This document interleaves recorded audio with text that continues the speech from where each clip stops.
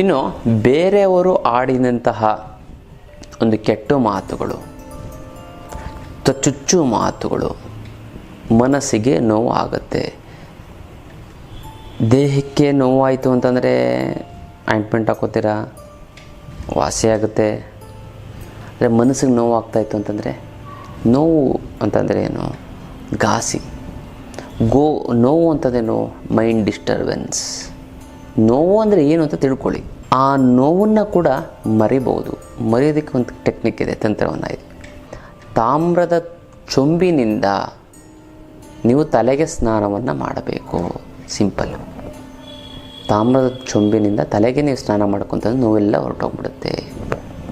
ತುಂಬ ಡೈಲಿ ಇದು ಬರೀ ನೋವು ಮನಸ್ಸಿಗೆ ನೋವು ಮಾಡಿದಾಗ ಮಾತ್ರ ನೀವು ಹಾಕ್ಕೋಬೇಕು ಅಂತಲ್ಲ, ರೆಗ್ಯುಲರಾಗಿ ಯೂಸ್ ಮಾಡಿಕೊಂಡು ತುಂಬ ಒಳ್ಳೆಯದು.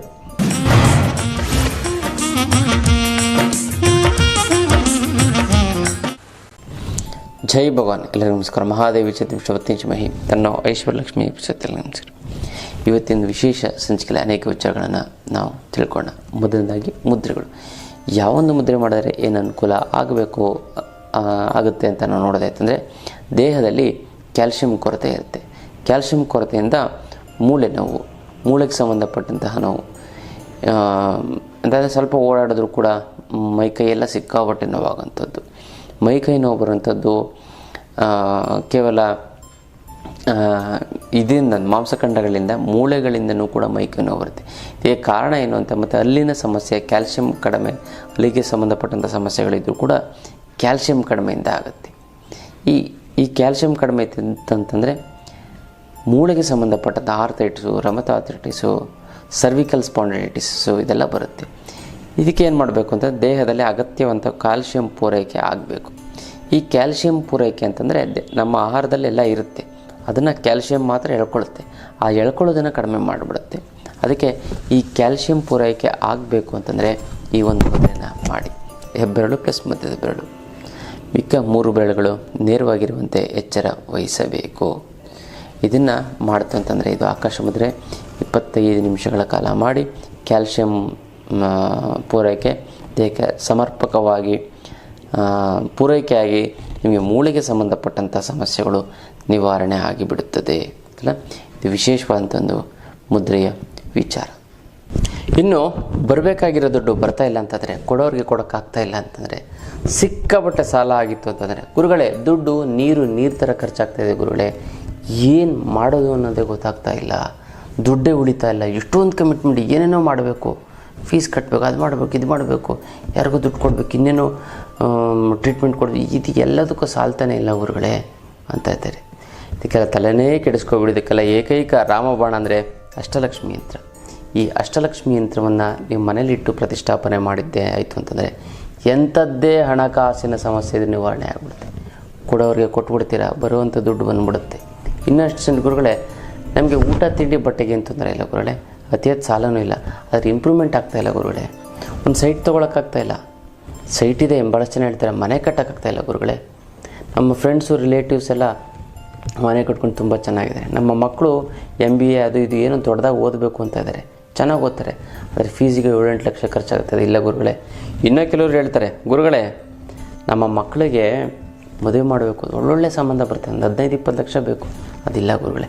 ಬಟ್ ಊಟ ತಿಂಡಿ ಬಟ್ಟೆಗೆ ಏನು ತೊಂದರೆ ಇಲ್ಲ ಗುರುಗಳೇ, ಹೆಂಗೋ ನಡ್ಕೊಂಡು ಹೋಗ್ತಾಯಿದೆ. ಅಂಥವ್ರಿಗೂ ಕೂಡ ಈ ಒಂದು ಅಷ್ಟಲಕ್ಷ್ಮಿ ಯಂತ್ರ ನಿಮ್ಮನ್ನು ಕೈ ಹಿಡಿಯುತ್ತೆ, ನಿಮ್ಮ ಸಮಸ್ಯೆಯನ್ನು ಬಗೆಹರಿಸುತ್ತೆ. ಅದೆಲ್ಲ ಅದ್ಭುತವಾದಂಥ ಯಂತ್ರ. ಯಾವುದು ಹಣಕಾಸಿನ ಸಮಸ್ಯೆ ಏನಾದ್ರು ಇದೆ ಅಂತಂದರೆ, ನಿಮ್ಮ ಮನೇಲಿ ಅಷ್ಟಲಕ್ಷ್ಮಿ ಅಂತ ಇತ್ತು ಅಂತಂದರೆ ಮರೆತು ಬಿಡಿ ಹಣಕಾಸಿನ ಸಮಸ್ಯೆನ. ನೀವು ಹಣಕಾಸಿನ ಸಮಸ್ಯೆಗೆ ನೀವು ಅಷ್ಟಲಕ್ಷ್ಮಿಯಿಂದ ತೊಗೊಂಡಿದ್ದೇ ಆಯಿತು ಅಂತಂದರೆ ಹಣಕಾಸಿನ ಬಗ್ಗೆ ಚಿಂತನೆ ಮಾಡಿಬಿಡಿ, ಹೆಂಗೋ ದುಡ್ಡು ಬರುತ್ತೆ, ಹೆಂಗೋ ಪ್ರಾಬ್ಲಮ್ ಸಾಲ್ವ್ ಆಗುತ್ತೆ. ಇದು ನಾನು ಹೇಳ್ತಾ ಇರೋವಂಥದ್ದು ಏನೊಂದು ಉತ್ಪ್ರೇಕ್ಷೆಯಲ್ಲ, ಅಡ್ವರ್ಟೈಸ್ಮೆಂಟ್ ಅಲ್ಲ, ಇದು ಸತ್ಯ. ಯಾವುದೇ ರೀತಿ ಅಂತ ಇದಕ್ಕೆ ಮುಟ್ಟು ಕಟ್ಟು ಚಟ್ಟು ಮಡಿ ಮೇಲಿಗೆ ಸೂತ್ಕ ಗೀತ್ಕ ವೆಜ್ಜು ನಾನ್ ವೆಜ್ ಜಾತಿ ಗೀತಿ ದಿಕ್ಕು ಗಿಕ್ಕು ಆ ಥರದ್ದು ಏನೂ ಇಲ್ಲ. ಇಟ್ಟರೆ ಸ್ವಲ್ಪ ಕೆಲಸ ಆಗುತ್ತೆ. ದೇವ್ರ ಮನೆಯಲ್ಲಾದ್ರೂ ಇಡ್ಬೋದು, ಬೀರುನಲ್ಲಾದರೂ ಕೂಡ ಇಡ್ಬೋದು. ಪ್ರತಿದಿನ ಪೂಜೆ ಮಾಡಲೇಬೇಕು ಅಂತ ಕಂಡೀಷನ್ ಏನಿಲ್ಲ. ಪೂಜೆ ಮಾಡಲಿಲ್ಲ ಅಂತಂದ್ರೂ ಕೂಡ ನಡೆಯುತ್ತೆ. ಇಟ್ಟರೆ ಸಾಕು, ನಿಮ್ಮ ಒಂದು ಮನೆಯೇ ಚೇಂಜ್ ಆಗಿಬಿಡುತ್ತೆ, ನಿಮ್ಮ ಒಂದು ಸ್ಟಾರೇ ಚೇಂಜ್ ಆಗಿಬಿಡುತ್ತೆ. ಅದ್ಭುತವಾದಂಥ ಒಂದು ಯಂತ್ರ. ಗೊತ್ತಲ್ಲ. ಇನ್ನು ಕೊರಿಯಲ್ಲಿ ಕಳಿಸೋದಕ್ಕಾಗೋದಿಲ್ಲ, ನೇರವಾಗಿ ಖುದ್ದು ನನ್ನ ಭೇಟಿಯಾಗಿ ತೆಗೆದುಕೊಂಡು ಹೋಗಬೇಕು. ಅಥವಾ ನಿಮ್ಮ ಜೊತೆ ನಿಮ್ಗೆ ಯಾರು ತುಂಬ ಬೇಕನ್ನೋ ಅವ್ರನ್ನ ಕಳಿಸಿದ್ರೆ ನಾನು ಅವ್ರ ಕೈಲೇ ಕೊಟ್ಟು ಕಳಿಸ್ತೆ, ಅವ್ರು ನಿಮಗೆ ತಲುಪಿಸ್ತಾರೆ. ಕೊರಿಯಲ್ಲಿ ಕಳಿಸಿದ್ರೆ ಅವ್ರಿಗೆ ಮುಟ್ಟು ಅದು ಇದಾಗ್ಬಿಡುತ್ತೆ, ಅದು ಎನರ್ಜಿ ಹೊರಟೋಗ್ಬಿಡುತ್ತೆ. ಅದಕ್ಕೋಸ್ಕರ ಒಳ್ಳೆಯ ವ್ಯಕ್ತಿಗಳನ್ನ ಕಳಿಸಿ. ಅವ್ರಿಗೆ ದೇವ್ರ ಮೇಲೆ ಆಗಲಿ ಇದ್ರ ಮೇಲೆ ಏನು ಭಯ ಭಕ್ತಿ ಏನು ಅಂಥವ್ರನ್ನ ಕಳಿಸ್ಬಿಡಿ. ಏನೋ ಹೋಗ್ತಾಯಿದ್ರೆ ತೊಗೊಬಂದು ಒಳ್ಳೆಯ ವ್ಯಕ್ತಿಗಳನ್ನ ಕಳಿಸಿ. ಯಾಕಂದರೆ ಅವರು ಒಳ್ಳೆ ಮನಸ್ಸಿನಿಂದ ತೊಗೊಂಡು ಬಂದು ನಿಮ್ಗೆ ಕೊಡ್ತಾರೆ. ಮತ್ತು ನೀವೇ ಬನ್ನಿ, ಅದು ನಿಮ್ಗೆ ಒಳ್ಳೆಯದಾಗುತ್ತೆ. ಅದನ್ನು ಬಿಟ್ಬಿಟ್ಟು ಯಾರ್ಯಾರೋ ಬೆಂಗಳೂರಿಗೆ ಹೋಗ್ತಾರೆ, ಭಾಳಷ್ಟು ಜನ ಹೇಳ್ತೀವಿ ಬೆಂಗಳೂರಿಗೆ ಹೋಗಿ ತಗೊಬಂದ್ಬಿಡು ಅಂತಂತಾರೆ. ಅವರು ಇಲ್ಲಿ ಬಂದು ಏನೋ ಅದೇನೋ ಅಂತರ ಕೊಡ್ರಿ ಅಂತ ಏನೋ ಬೇಕಾಗ್ಬಿಟ್ಟು ಕೇಳಂಗೆ ಎಷ್ಟು ಭಕ್ತಿಯಿಂದ ಕಣ್ಣು ಗೊತ್ಕೊಂಡು ತೊಗೊಂಡು ಹೋಗ್ತಾರೆ. ಫಾರಿನಿಂದ ಎಲ್ಲ ಬಂದು ತೊಗೊಂಡು ಹೋಗಿದ್ದಾರೆ. ಸೌದಿಯರು ನಮ್ಮ ಮಂಗಳೂರಲ್ಲಿರೋಂಥ ಜನ ತುಂಬ ಜನ ಫಾರಿನಲ್ಲಿದ್ದಾರೆ. ಅವ್ರು ಅಲ್ಲಿಗೆ ತೊಗೊಂಡು ಹೋಗಿ ಅದನ್ನು ಪ್ರತಿಷ್ಠಾಪನೆ ಮಾಡಿ ತುಂಬ ಇಂಪ್ರೂವ್ಮೆಂಟ್ ಆಗಿದ್ದಾರೆ. ಕೋಟಿಗಟ್ಟಲೆ ಸಂಪಾದನೆ ಮಾಡಿದ್ದಾರೆ. ದೊಡ್ಡ ಮನೆಯಲ್ಲಿದ್ದವರು ಮನೆ ಕಟ್ಕೊಂಡಿದ್ದಾರೆ, ಮಕ್ಳಿಗೆ ಮದುವೆಗಳು ಮಾಡಿದ್ದಾರೆ ಈ ಒಂದು ಯಂತ್ರದಿಂದ. ಹಾಗಾಗಿ ಈ ಒಂದು ಅಷ್ಟಲಕ್ಷ್ಮಿ ಯಂತ್ರ ತುಂಬ ಅಂದರೆ ತುಂಬ ಚೆನ್ನಾಗಾಗುತ್ತೆ, ತುಂಬ ಒಳ್ಳೆಯದು. ನಿಮ್ಮೆಲ್ಲ ರೀತಿಯಂಥ ಸಮಸ್ಯೆಗಳನ್ನ ನಿವಾರಣೆ ಮಾಡುತ್ತೆ. ಮತ್ತು ಕರ್ಮ ಕಳೆದಿದ್ದರೆ ಮಾತ್ರ ತೊಗೊಳಕ್ಕಾಗೋದು, ಎಲ್ಲರೂ ಅಷ್ಟು ಸುಲಭವಾಗಿ ತೊಗೊಳೋದಕ್ಕೆ ಸಾಧ್ಯವೇ ಇಲ್ಲ ಅಲ್ಲ. ಹಾಗಾಗಿ ಅಷ್ಟಲಕ್ಷ್ಮಿ ಯಂತ್ರದ ಒಂದು ಮಹತ್ವನೇ ಮಹತ್ವ.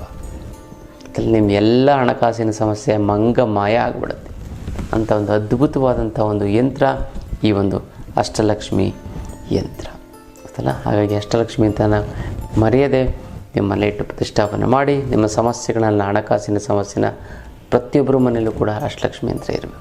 ಅದು ನಮ್ಮ ಸ್ಟೂಡೆಂಟ್ಸ್ಗಳು ಬಂದು ಬೇರೆಯವ್ರು ಬಿಟ್ಬಿಡಿ. ಹಾಗಾಗಿ ಇದು ಇಟ್ಕೊಳ್ಳಿ. ಹಣಕಾಸಿನ ಸಮಸ್ಯೆನ ಮರೆತು ಬಿಡಿ, ಬೇರೆ ಬಗ್ಗೆ ಯೋಚನೆ ಮಾಡಿ ಅಲ್ಲ. ಇದು ಅಷ್ಟಲಕ್ಷ್ಮಿ ಯಂತ್ರದ ವಿಚಾರ.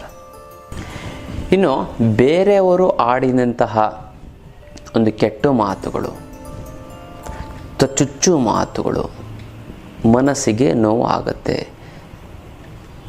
ದೇಹಕ್ಕೆ ನೋವಾಯಿತು ಅಂತಂದರೆ ಆಯಿಂಟ್ಮೆಂಟ್ ಹಾಕೋತೀರಾ, ವಾಸಿ ಆಗುತ್ತೆ.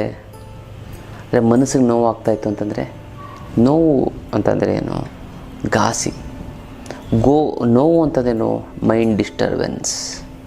ನೋವು ಅಂದರೆ ಏನು ಅಂತ ತಿಳ್ಕೊಳ್ಳಿ. ಆ ನೋವನ್ನು ಕೂಡ ಮರಿಬೋದು. ಮರೆಯೋದಕ್ಕೆ ಒಂದು ಟೆಕ್ನಿಕ್ ಇದೆ, ತಂತ್ರವನ್ನು ಇದೆ, ಗೊತ್ತಲ್ಲ. ನೋವು ಅಂದರೆ ಏನು, ಎಕ್ಸಾಂಪಲ್ಲು ಇವಾಗ ಎಡಗಾಲು, ಈ ಎಡಗಾಲಲ್ಲಿ ಏನೋ ನೋವು ಇದೆ, ಏನೋ ಒಂದು ಚುಚ್ಚಿತು ಮುಳ್ಳು ಅಂದ್ಕೊಂಡು ನೋಯ್ತಾ ಇದೆ ಅಂತ ಹೇಳುತ್ತೆ. ಆಗ ನೀವು ಹೇಳಬೇಕು, ನೋಡು ಬಲಗಾಲಲ್ಲಿ ನೋವಿಲ್ಲ ಅಂದ ತಕ್ಷಣ ಒಂದು 20% ಕಡಿಮೆ ಆಗುತ್ತೆ. ನೋಡಿ, ಈ ಕಾಲ ಗಮನ, ನೀವು ನೋವು ಇರೋವಂಥ ಕಡೆ ಗಮನ ಕೊಡ್ತಂದರೆ ನೋವು ಜಾಸ್ತಿ ಆಗ್ತಾ ಹೋಗುತ್ತೆ, ಗೊತ್ತಾಯ್ತಲ್ಲ. ನೋವು ಇರುವಂತಹ ಒಂದು ಕಡೆ ಗಮನ ಕೊಡ್ತು ಅಂದರೆ ನೋವು ಜಾಸ್ತಿ ಆಗುತ್ತೆ. ಅದಕ್ಕೋಸ್ಕರ ನೀವು ನೋಯ್ದಾಗ ನೀವು ನೋಯ್ತಾ ಇರುತ್ತೆ ಅಂದ್ಕೊಳ್ಳಿ, ಏನು ಮಾಡೋಕ್ಕೆ ಮಾತೆ ತೊಗೊಂಡು ಅದು ನೋಯ್ತಾ ಇರುತ್ತೆ ಅಂತ ಅಂದ್ಕೊಳ್ಳಿ, ನೀವು ಮುಳ್ಳು ಚುಚ್ಕೊಂಡಿರುತ್ತೆ. ಇನ್ನು ಕೈಯಲ್ಲಿ ನೋವಿಲ್ಲ, ತಲೆ ನೋವಿಲ್ಲ, ಕೆನ್ನೆಲ್ಲಿ ನೋವಿಲ್ಲ, ಹೊಟ್ಟೆಲಿ ನೋವಿಲ್ಲ, ಅಲ್ಲಿ ಮಾತ್ರ ನೋಯ್ತಾ ಇದೆ ಅಂತ ನೀವು ಹೇಳ್ಕೊತಾ ಆ ಜಾಗದಲ್ಲಿ ಮಾತ್ರ ನೋವು ಕಾಣಿಸ್ಕೊಳ್ಳುತ್ತೆ. ಇಲ್ಲ ಅಂತ ಮೈ ಮರೆತರೆ ಆ ನೋವು ಇಡೀ ಬಾಡಿಗೆ ಹರಡ್ಕೊಂಡು, ಅಂತಂದರೆ ಇಡೀ ಬಾಡಿಗೆಲ್ಲ ನೋವು ಆಗ್ತಾಯಿದೆ, ಅಯ್ಯೋಯ್ಯೋ ಅಂತ ಬಡ್ಕೋತೀರ. ಅಲ್ಲಿ ತಾನೇ ನೋವು, ಬೇರೆ ಕಡೆ ಇಲ್ವಲ್ಲ ಅಂತ ಅಂದ್ಕೋಬೇಕು. ಅಲ್ಲಿ ಮಾತ್ರ ನೋವು, ಅಲ್ಲೇನೋ ವಾಸಿ ಮಾಡ್ಕೊಳತಕ್ಕ ಆ ಒಂದು ಇಡೀ ದೇಹಕ್ಕೆ ಆಗಿರುವಂತಹ ನೋವನ್ನು ಕೇಂದ್ರೀಕೃತ ಮಾಡಿ ಆ ಒಂದು ಜಾಗದಲ್ಲೇ ನಿಲ್ಲಿಸಬೇಕು. ನೋಡು, ಆ ಎಡಗಾಲಲ್ಲಿ ಮುಳ್ಚುತ್ತೆ, ಬಲಗಾಲಲ್ಲಿ ನೋವಿಲ್ಲ, ಕೈಯಲ್ಲಿ ನೋವಿಲ್ಲ, ಸೊಂಟದಲ್ಲಿ ನೋವಿಲ್ಲ, ತಲೆ ನೋವು, ಈ ಥರ ಹೇಳಿದಾಗ ಓ ಹೌದು ಕರೆಕ್ಟ್ ಅಂತ ಮೈಂಡು ಜಾಗೃತಿಯಾಗಿ ಆ ಒಂದು ಜಾಗದಲ್ಲೇ ಮಾತ್ರ ನಿಮಗೆ ನೋವು ಕಾಣಿಸ್ಕೊಡುತ್ತೆ. ಅಂದರೆ 50% ನೋವು ಕಡಿಮೆ ಆಗುತ್ತೆ. ಅಯ್ಯೋ ಅಂತ ಅಂದಾಗ ಇಡೀ ದೇಹಕ್ಕೆ ಆ ನೋವು ಆವರಿಸಿಕೊಂಡಿರುತ್ತದೆ, ಅದು ಆಗಬಾರದು. ಇದು ವಿಚಾರ ಇದು ದೇಹಕ್ಕೆ. ಇದು ಮಾನಸಿಕವಾದಂತಹ ನೋವು ಅಷ್ಟೇ. ನೀವೇನು ಅನ್ಬೇಕು, ಯಾರೋ ಒಂದು ಜಾಗದಲ್ಲಿ ಬೈದಿರ್ತಾರೆ. ಇವಾಗ ನೀವು ಕೆಲಸ ಮಾಡೋಂಥ ಜಾಗದಲ್ಲಿ ನಿಮ್ಮ ಕೊಲೀಗ್ಸು ನಿಮ್ಮನ್ನ ಅವಮಾನ ಮಾಡಿರ್ತಾರೆ ಅಂದ್ಕೊಳ್ಳಿ, ನೀನೇನೋ ಸರಿ ದಡ್ಡ, ಸಿಂಪಲ್ ಆಗಿರೋದು ಗೊತ್ತಾಗಿಲ್ಲ ಅಂತ ಎಲ್ಲರೂ ನಕ್ಬಿಟ್ಟಿರ್ತಾರೆ ಅಂದ್ಕೊಳ್ಳಿ. ಮನೆಗೆ ಬಂದಾಗ ಅದನ್ನೇ ಯೋಚನೆ ಮಾಡಿ ನೀವೇನಬೇಕು, ಅಲ್ತಾನೆ ನೋವು, ಅಲ್ತಾನೆ ಬೇಜಾರಾಗಿದ್ದು, ಅಲ್ಲಿ ಹೋದಾಗ ಆ ಬೇಜಾರನ್ನ ನಾವು ನೆನೆಸ್ಕೊಂಡ್ರಾಯ್ತು. ಇಲ್ಲಿ ಬೇಡ, ಇಲ್ಲಿ ಎಲ್ಲರೂ ಯಾರಿಗೂ ಗೊತ್ತೇ ಇಲ್ಲ ವಿಚಾರ ಅನ್ನುವಂಥ ಅಂದ್ಕೊಂಡ್ರೆ ನಿಮಗೆ ಆಟೋಮೆಟಿಕ್ ಸ್ಟ್ರೆಸ್ ಕಡಿಮೆ ಆಗುತ್ತೆ, ನೋವು ಕಡಿಮೆ ಆಗುತ್ತೆ. ಇದನ್ನು ಮಾಡ್ಕೊಳ್ಳಿ. ಈ ಸ್ಕೂಲಲ್ಲಿ ನಿಮಗೇನೋ ಯಾರೋ ಒಂದು ನಮ್ದಿರುತ್ತೆ, ಆ ಜಾಗದಲ್ಲಿ ತಾನೇ ಈ ಜಾಗದಲ್ಲಿ ಏನಲ್ವಲ್ಲ ಆರಾಮಾಗಿರೋಣ ಅಂತ ನೀವೇನು ಮಾಡೋಕ್ಕೆ ಮರೆಯಬೇಕು. ಆವಾಗ ನಿಮಗೆ ನೋವು ಕಡಿಮೆ ಆಗುತ್ತೆ. ಇವಾಗ ಎಕ್ಸಾಂಪಲು, ನಿಮ್ಮ ಯಜಮಾನರು ಅಡುಗೆ ಮೇಲೆ ನಿಂತ್ಕೊಂಡು ಬೈದಿರ್ತಾರೆ, ರೂಮಲ್ಲಿ ಬೈದಿರ್ತಾರೆ. ರೂಮ್ಗೆ ಹೋದಾಗ ನೆನೆಸ್ಕೊಳ್ಳೋಣ, ಹಾಲಲ್ಲೇನು ಬೈದಿಲ್ವಲ್ಲ ಅಂತ ಅಂದ್ಕೋಬೇಕು. ನೀವು ಅಂದ್ಕೊಂಡಾಗ ನೋವು ಕಡಿಮೆ ಆಗುತ್ತೆ. ಇದು ವಿಚಾರ. ಹಾಗಾಗಿ ನೀವು ಬೇರೆಯವರು ಆಡಿಂತಹ ಕೆಟ್ಟ ಒಂದು ತಂತ್ರನೂ ಕೂಡ ಇದೆ, ಹೇಳ್ತೀನಿ. ಕೆಟ್ಟ ಮಾತುಗಳು ನೋವಾಗದಂತೆ ಇರಬೇಕು ಅಂತಂದರೆ, ಮನಸ್ಸಿಂದ ಅದು ದೂರ ಆಗಬೇಕು ಅಂತಂದರೆ ನೀವೇನು ಮಾಡಬೇಕು ಅಂದರೆ, ತಾಮ್ರದ ಚೊಂಬಿನಿಂದ ನೀವು ತಲೆಗೆ ಸ್ನಾನವನ್ನು ಮಾಡಬೇಕು. ಸಿಂಪಲ್. ತಾಮ್ರದ ಚೊಂಬಿನಿಂದ ತಲೆಗೆ ನೀವು ಸ್ನಾನ ಮಾಡ್ಕೊತಂದ್ರೆ ನೋವೆಲ್ಲ ಹೊರಟೋಗ್ಬಿಡುತ್ತೆ. ತುಂಬ ಡೈಲಿ ಇದು ಬರೀ ನೋವು ಮನಸ್ಸಿಗೆ ನೋವು ಮಾಡಿದಾಗ ಮಾತ್ರ ನೀವು ಹಾಕ್ಕೋಬೇಕು ಅಂತಲ್ಲ, ರೆಗ್ಯುಲರಾಗಿ ಯೂಸ್ ಮಾಡಿಕೊಂಡು ತುಂಬ ಒಳ್ಳೆಯದು. ಆದರೆ ಅಳವಡಿಸ್ಕೊಬೇಡಿ. ತಲೆ ನೋವು ಬಂದಾಗ ಒಂದೇ ತಲೆ ಸ್ನಾನ ಮಾಡ್ಬೇಕಾದ್ರೆ ಅದನ್ನು ಹಾಕ್ಕೊಳ್ಳಿ, ನೋವು ಹೊರಟು ಹೋಗುತ್ತದೆ. ಯಾರಂಗೆ ಬೈದಿರ್ತಾರೆ, ಆ ಮನ್ಸಿಗೆ ನೋವು ಆಯ್ತದೆ, ತಲೆಗೆ ಸುರ್ಕೊಳ್ಳಿ. ಅದು ಸುಮ್ಮನೆ ಅದೆಲ್ಲ ಹೊರಟೋಗ್ಲಿ ಅಂದ್ಬಿಟ್ಟು ಸುಮ್ಮನೆ ಸುರ್ಕೊಳ್ಳಿ ಸಾಕು. ಸ್ನಾನ ಮಾಡಿ ಸಾಕು, ನಿಮ್ಗೆ ಹೋಗಲಿಲ್ಲ ಕೇಳಿ. ಅಷ್ಟು ಪವರ್ಫುಲ್ ಇದೆ ತಾಮ್ರದ ಚೊಂಬು ಅಲ್ಲ. ಇದು ಒಂದಕ್ಕೊಂದು ವೈಬ್ರೇಷನ್ಸ್ ಕ್ರಿಯೇಟ್ ಆಗಿ ಆ ಥರ ಆಗುತ್ತೆ ಅದು ಅಲ್ಲ. ಇದು ವಿಶೇಷವಾದ ತಂತ್ರದ ವಿಚಾರ. ಇನ್ನು ಹಣಕಾಸಿನ ಸಮಸ್ಯೆಯನ್ನು ನೀವು ಅಷ್ಟಲಕ್ಷ್ಮಿ ಅಂತ ತೆಗೆದುಕೊಂಡು ಬಗೆಹರಿಸ್ಕೊಡಿ. ಜೀವನದ ಸಮಸ್ಯೆಗೆ ನಾನು ಮಾಡುವಂಥ ಶಿಬಿರವನ್ನು ಅಟೆಂಡ್ ಮಾಡಿದ್ರೆ ಸಾಕು. ಈ ಸರಿ ಕುಂಡಲಿನಿ ತಂತ್ರ ಮತ್ತು ಈ ಕುಂಡಲಿನಿ ತಂತ್ರ ಹೇಳ್ಕೊಡ್ತೀನಿ, ಮುದ್ರಾ ಯೋಗವನ್ನು ಹೇಳ್ಕೊಡ್ತೀನಿ. ಜೊತೆಗೆ ಯಂತ್ರ ಮಂತ್ರ ತಂತ್ರದ ಕ್ಲಾಸಸ್ಸನ್ನು ಕೂಡ ಹೇಳ್ಕೊಡ್ತೀನಿ. ಭಾಳಷ್ಟು ಜನ ಒತ್ತಾಯದ ಮೇರೆಗೆ ಇಲ್ಲ ಗುರುಗಳೇ ಮತ್ತೆ ಮಾಡಿ ನೀವು ಕುಂಡಲಿನಿ ಅಂತ ಹೇಳಿದ್ರು, ಅದನ್ನು ಕೂಡ ಹೇಳ್ಕೊಡ್ತೀನಿ. ಗೊತ್ತಲ್ಲ. ಜೊತೆಗೆ ಈ ಒಂದು ಶಿಬಿರವನ್ನು ನೀವು ಅಟೆಂಡ್ ಮಾಡ್ತು ಅಂತಂದರೆ ನಿಮ್ಮ ಜೀವನವೇ ಬದಲಾಗ್ಬಿಡ್ತಾ ಹೋಗುತ್ತೆ. ಗೊತ್ತಲ್ಲ. ಯಾವ ಒಂದು ಸಮಸ್ಯೆನ, ನಿಮ್ಮ ದೈಹಿಕವಂಥ ಸಮಸ್ಯೆನ, ಮಾನಸಿಕವಂಥ ಸಮಸ್ಯೆನ ನೀವೇ ನಿಮ್ಮ ಕೈಯಾರೆ ಗುಣ ಮಾಡಿಕೊಡ್ಬೋದು. ಗೊತ್ತಲ್ಲ. ನೀವೇನು ಮಾಡ್ಬೋದು ಅಂತಂದರೆ ಇದನ್ನು ಹೆಂಡ್ತಿನ ಗಂಡ ಚೇಂಜ್ ಮಾಡ್ಬೋದು, ಗಂಡನ್ನು ಹೆಂಡ್ತಿ ಚೇಂಜ್ ಮಾಡ್ಬೋದು. ನಿಮ್ಮ ಈ ಒಂದು ಶಕ್ತಿಯನ್ನು ನಾನು ಏನೇ ಹೇಳ್ಕೊಡು, ವಿಶೇಷವಾದಂಥ ಶಕ್ತಿ ಏನಂತಂದರೆ ಮಂತ್ರ ದೀಕ್ಷೆಯನ್ನು ಕೊಡ್ತೀನಿ. ಆ ಮಂತ್ರವನ್ನು ಹೇಳ್ಕೊಂಡು ಕೆಲವೊಂದರ ತಂತ್ರ ಇದೆ, ಅದನ್ನು ಆನ್ ದಿ ಸ್ಪಾಟ್ ನೀವು ಮಾಡಿ ಅದನ್ನು ಚೇಂಜ್ ಮಾಡೋದು. ಬೇರೆಯವರ ಮನಸ್ಸನ್ನು ನೀವು ಚೇಂಜ್ ಮಾಡ್ಬೋದು. ನಿಮ್ಮ ತಂಗಿನೋ ಅಕ್ಕ ನಿಮ್ಮ ಬೈಕೋತಾ ಇರ್ತಾರೆ, ಅವರ ಮನಸ್ಸನ್ನು ಮೆಸ್ಮರೈಸ್ ಅಂತ ಹೇಳ್ತಾರೆ. ಅಂತಂದರೆ ನಿಮ್ಮ ಒಂದು ಶಕ್ತಿಯನ್ನು ಜಾಗೃತಿಗೊಳಿಸಿ ಅವ್ರನ್ನ ಕೋಪ ಮಾಡ್ಕೋದು ಹಂಗೆ ಕೂಲ್ ಮಾಡ್ಬೋದು. ನಿಮ್ಮ ಮನೆಯವರು ನಿಮ್ಮ ಗಂಡನ್ನ ಅಥವಾ ಹೆಂಡ್ತಿನ ಸರಿಯಾಗಿ ಮಾತು ಕೇಳ್ತಾ ಇಲ್ಲ ಅಂತಂದರೆ, ಕುಡಿತಾ ಇತ್ತು ಅಂತಂದರೆ, ಅಥವಾ ನಿಮ್ಮ ಕೇರ್ಲೆಸ್ ಮಾಡ್ತಾ ಇತ್ತು ಅಂತಂದರೆ, ಎಸ್ಪೆಷಲಿ ಹೆಣ್ಮಕ್ಳಿಗೆ, ಮತ್ತು ನಿಮ್ಮ ಮಕ್ಕಳು ಸರಿಯಾಗಿ ಓದ್ತಾ ಇಲ್ಲ ಅಂತಂದರೆ ಈ ಒಂದು ಶಿಬಿರವನ್ನು ನೀವು ಅಟೆಂಡ್ ಮಾಡಿ, ಏನು ಹೇಳಿ ಶಿಬಿರವನ್ನು ಅವ್ರನ್ನ ವಶೀಕರಣ ಮಾಡಿಕೊಂಡು ನೀವು ಹೇಳ್ದಂಗೆ ಕೇಳ್ಬೋದು, ಕೇಳಂಗೆ ಆಗ್ಬಿಡುತ್ತೆ. ಜನವಶೀಕರಣ, ಧನವಶೀಕರಣ. ಇದನ್ನು ಮುಂಚಿತವಾಗಿ ನಾನು ತಿಂಗಳ ಕೊನೆ ಶನಿವಾರ ಮಾಡ್ತಾಯಿದ್ರೆ, ಆದರೆ ಮುಂಚಿತವಾಗಿ ಯಾರು ಈ ಶಿಬಿರವನ್ನು ಅಟೆಂಡ್ ಮಾಡ್ತಾರೋ ಅಂಥವ್ರಿಗೆ ವಿಶೇಷವಾಗಿ ಹೇಳ್ಕೊಟ್ಟು, ನಮಗೇನು 100 ಜನ, ಒಂದು 10-15 ಜನ ಬಂದರೆ ಸಾಕು, ಬೇಕಾದಷ್ಟೇ. 1000 ಜನ 100 ಜನ ಹೇಳ್ಕೊಟ್ಟ ಆ 100 ಜನ 1000 ಜನಕ್ಕೆ ಹೇಳ್ಕೊಡ್ತಾರೆ ಸಾಕು ನನಗೆ ಅಷ್ಟೇ. ಹಾಗಾಗಿ ಆ ಶಿಬಿರವನ್ನು ಅಟೆಂಡ್ ಮಾಡಿ ಮಿಸ್ ಮಾಡಬೇಡಿ. ಮತ್ತು ಜೊತೆಗೆ ಇನ್ನೊಂದು ಅಂತಂದರೆ, ನಿಮ್ಮ ಒಂದು ಸಮಸ್ಯೆ ನೀವೇ ಗುಣ ಮಾಡ್ಕೋಬೋದು. ನಿಮ್ಮ ದೈಹಿಕವಾಗಿ ಪೇನ್ ಕಿಲ್ಲರ್ ತೊಗೊಳಂಗೇ ಇಲ್ಲ. ಇವಾಗ ಒಂದು ಇಂಜೆಕ್ಷನ್ ಕೊಡ್ತು ಅಂತಂದರೆ, ತಲೆನೋವು ಅಥವಾ ಹೊಟ್ಟೆ ನೋವು ಬಂತು ಅಂತಂದರೆ, ಕಡಿಮೆ ಅಂತಂದರೆ ಅರ್ಧ ಗಂಟೆ ಬೇಕು, ಮಿನಿಮಮ್ 20 ನಿಮಿಷನಾದ್ರು ಬೇಕು. ಇನ್ನೂ ಬೇಗ ಅಂತಂದ್ರೆ 15 ನಿಮಿಷ. ಆದರೆ 30ರಿಂದ 60 ಸೆಕೆಂಡ್, 1 ನಿಮಿಷದ ಒಳಗಡೆ ನಾನು ಹೇಳ್ಕೊಡೋಂಥ ತಂತ್ರವನ್ನು ನೀವು ಆನ್ ದಿ ಸ್ಪಾಟ್ ನೀವು ಮಾಡ್ತು ಅಂತಂದರೆ ಕಡಿಮೆ ಆಗ್ಬಿಡುತ್ತೆ. ತಲೆನೋವಿದೆ ಆನ್ ದಿ ಸ್ಪಾಟ್ ನಾನು ಕಡಿಮೆ ಮಾಡ್ತೀನಿ. ನಾನಲ್ಲ, ನಿಮ್ಮ ಕೈಲೇ ಮಾಡಿಸ್ತೀನಿ. ಬೇರೆಯವ್ರಿಗೆ ಯಾರು ಮಂಡಿ ನೋಯ್ತು, ತಲೆನೋಯ್ತು ಆನ್ ದಿ ಸ್ಪಾಟ್ ಹೋಗುತ್ತೆ.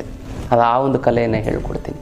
ಇದೆಲ್ಲ ಸೈನ್ಸ್, ವಿಜ್ಞಾನ. ಇದು ಏನೋ ಬೇರೆ ಇನ್ನೇನೂ ಅಲ್ಲ, ದೈವಶಕ್ತಿ ಇರುವಂಥದ್ದು. ಅದು ಹೇಗೆ ವರ್ಕ್ ಆಗುತ್ತೆ, ಹೇಗಿದೆ, ಯಾವ ರೀತಿ ಬೇರೆಯವ್ರಿಗೆ ಸಮಸ್ಯೆ ನಿವಾರಣೆ ಆಗುತ್ತೆ. ನೀವು ಹೊಟ್ಟೆ ಮೇಲೆ ಕೈ ಇಟ್ಬಿಟ್ಟು ಹೊಟ್ಟೆ ನೋಯ್ತಾ ಇತ್ತು ಅಂತ ಆ ಮಂತ್ರ ಹೇಳ್ಕೊಂಡು ನಾನು ಹೇಳುವಂಥ ಒಂದೇ ಒಂದು ಪ್ರಾಸೆಸ್ ಮಾಡಿ. ಇದು ರೇಖಿ ಪ್ರಾಣಿಕೀಲಲ್ಲ. ವಿತಿನ್ 30 ಸೆಕೆಂಡ್ಸು, 1 ನಿಮಿಷದ ಒಳಗಡೆ ನೋವು ಕಡಿಮೆ ಆಗುತ್ತೆ. ಅದನ್ನು ನಾನು ಹೇಳ್ಕೊಡ್ತೀನಿ, ಅದನ್ನು ಕಲ್ತ್ಕೊಳ್ಳಿ ಅಲ್ಲ. ಅಂತ ಒಂದು ಅದ್ಭುತ ಇದನ್ನು ಅಟೆಂಡ್ ಮಾಡ್ತು ಅಂತಂದರೆ ನಿಮ್ಮ ಕಾಯಿಲೆಗಳನ್ನು ನಾವು ವಿತೌಟ್ ಮೆಡಿಸಿನ್ಸ್ ನೀವೇ ಗುಣ ಮಾಡ್ಕೋದು, ಬೇರೆಯವ್ರ ಕಾಯಿಲೆಗಳನ್ನ ಗುಣ ಮಾಡ್ಕೋಬೋದು, ಬೇರೆಯವ್ರನ್ನ ಧನವಶೀಕರಣ ಮಾಡ್ಕೋಬೋದು. ಜೊತೆಗೆ ನಿಮಗೆ ವಯಸ್ಸಾಗಲ್ಲ, ಸುಸ್ತಾಗಲ್ಲ, ನೀವು ಹೆಂಗೆ 40 ವರ್ಷ ಇರುತ್ತೆ ಅಂತ ನೀವು 80 ವರ್ಷ ಆದರೂ ನೀವು ಹಂಗೇ ಇರ್ತೀರ ಗೊತ್ತಲ್ಲ. ಮತ್ತು ಬೆವರಾಗಲ್ಲ, ಮತ್ತು ನಿಮಗೆ ಬೇಡದೆಲ್ಲ ತಿನ್ನಬೇಕು ಅಂತ ಆಸೆ ಆಗುತ್ತೆ, ಅದನ್ನು ಅವಾಯ್ಡ್ ಮಾಡಿಬಿಡ್ತೀರ. ಈ ಥರ ಅದ್ಭುತವಾದಂಥ ಒಂದು ವಿಚಾರ. ನಿಮ್ಮ 2 ಹೆಬ್ಬೆರಳಿನ 2 ಹುಬ್ಬಿನ ಮಧ್ಯೆ ನಾನು ಹೆಬ್ಬರಳಿಟ್ಟು ಇನಿಷಿಯೇಷನ್ ಅಂದೆ ದೀಕ್ಷೆಯನ್ನು ಕೊಡ್ತು ಅಂತಂದರೆ, ದೀಕ್ಷೆ ಅಂದರೆ ಸನ್ಯಾಸ ದೀಕ್ಷೆ ಅಲ್ಲ, ಮಂತ್ರ ದೀಕ್ಷೆ. ಏನೋ ಒಂದು ನಿಮ್ಮ ಸಾಫ್ಟ್ವೇರ್ನ ಚೇಂಜ್ ಮಾಡ್ಬೋದು, ನಿಮ್ಮ ಸ್ವಭಾವವನ್ನು ಚೇಂಜ್ ಮಾಡ್ಬೋದು, ನಿಮ್ಮ ಒಳ್ಳೆ ಸೂಪರ್ ಹ್ಯೂಮನ್ ಆಗಿ ಮಾಡ್ಬೋದು, ಆಕರ್ಷಕ ವ್ಯಕ್ತಿಯಾಗಿ ಮಾಡ್ಬೋದು. ನೀವು ಏನು ಬೇಕು ನೀವು ಇಷ್ಟಾರ್ಥಗಳನ್ನು ನೀವು ಅಲ್ಲಿ ಬಂದು ಹೇಳ್ತು ಅಂದರೆ ಅದೇ ಥರ ನಾನು ಹೆಬ್ಬರಳನ್ನು ಇಟ್ಟು ನಿಮ್ಮ ಒಂದು ಸಾಫ್ಟ್ ಮೈಂಡಲ್ಲಿರೋಂಥ ಸಾಫ್ಟ್ವೇರ್ನ ಚೇಂಜ್ ಮಾಡ್ತೀನಿ. ಪಿಟ್ಯೂಟರಿ ಪೀನಲ್ ಗ್ಲ್ಯಾಂಡ್ಸ್ ಇರುತ್ತಲ್ಲ, ಅದನ್ನು ನೀವು ಆಗ ಖುದ್ದಾಗಿ ನೀವೇ ಅದನ್ನು ಅನುಭವಿಸ್ಬೋದು. ನಿಮ್ಮ ಸಾಫ್ಟ್ವೇರ್ ನಿಮ್ಮ ಹಣೆ ಬರಹ ಚೇಂಜ್ ಮಾಡ್ಬೋದು. ಹಣೆ ಬರಹ ಚೇಂಜ್ ಮಾಡೋಕ್ಕೆ ನಾನೇನು ಬ್ರಹ್ಮ ಅಲ್ಲ, ಬಟ್ ನಿಮ್ಮ ಹಣೆ ಬರಹ ನೀವೇ ಚೇಂಜ್ ಮಾಡ್ಕೋ. ನೀವು ಮನಸ್ಸು ಮಾಡಿದ್ದೆ ಆಯಿತು ಅಂತಂದರೆ ಇನಿಷಿಯೇಷನ್ನ ಕೊಡ್ತೀನಿ ಗೊತ್ತಲ್ಲ. ಅಂದರೆ ನಿಮ್ಮ ಸ್ವಭಾವ, ನೀವು ಸಿಗರೇಟ್ ಸೇರ್ತಾ ಇರ್ತೀರ, ಸಿಗರೇಟ್ ಬಿಡಿ ಅಂತ ನಾನು ದೀಕ್ಷೆ ಸಿಗರೇಟ್ ಬಿಟ್ಬಿಡ್ತೀರ ನೀವು. ಇದು ಅಂದರೆ ಹಣೆ ಬರ ಚೇಂಜ್ ಆದಂಗೆ ತಾನೆ. ನಿಮ್ಮ ಸ್ವಭಾವ ಚೇಂಜ್ ಆದರೆ ಹಣೆ ಬರ ಅಂದರೆ ಬೇರೆ ಇನ್ನೇನೂ ಅಲ್ಲ. ನಿಮ್ಮ ಸ್ವಭಾವ ಚೇಂಜ್ ಆಯಿತು, ನಿಮ್ಮ ಹಣೆ ಬರ ಚೇಂಜ್ ಆಯಿತು. ಸೋಮಾರಿ ಕಷ್ಟಪಟ್ಟು ದುಡಿತೀನಿ ಅಂತಂದರೆ ಅವನು ಒಳ್ಳೆ ಶ್ರೀಮಂತ ಆಗ್ತಾನೆ. ಇದು ಹಣೆ ಬರ ಚೇಂಜ್ ಆಗ್ತಾನೆ. ಇಷ್ಟೇ, ನಿಮ್ಮ ಗುಣ ಚೇಂಜ್ ಮಾಡಿಕೊಂಡೆ ನೀವು ಹಣೆ ಬರ ಚೇಂಜ್ ಮಾಡ್ಕೊಂಡಂಗೆ ಲೆಕ್ಕ. ಅದಕ್ಕೋಸ್ಕರ ಮಿಸ್ ಮಾಡದೆ ಈ ಶಿಬಿರನ ಅಟೆಂಡ್ ಮಾಡಿ, ತುಂಬ ಚೆನ್ನಾಗಾಗುತ್ತೆ, ತುಂಬ ಒಳ್ಳೆಯದಾಗ್ತಾ ಬರುತ್ತೆ. ಇದು ವಿಶೇಷವಾದಂಥ ಒಂದು ಶಿಬಿರದ ವಿಚಾರ. ಇನ್ನಷ್ಟು ವಿಚಾರಗಳನ್ನ ತಿಳ್ಕೊಳ್ಳೋಣ ಮುಂದಿನ ಸಂಚಿಕೆ. ಅಲ್ಲಿವರೆಗೂ